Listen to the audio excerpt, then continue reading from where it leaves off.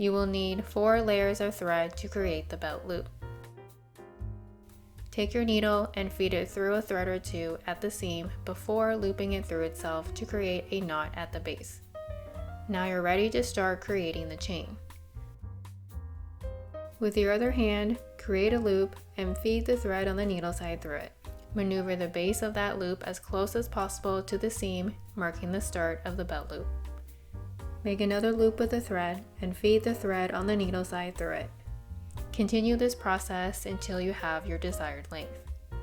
Then, tie a knot to secure the end and feed the needle through a thread or 2 at the seam before looping it through itself to create a knot.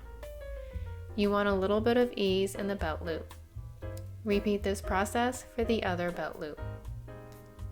This is what your finished chain threaded belt loop should look like.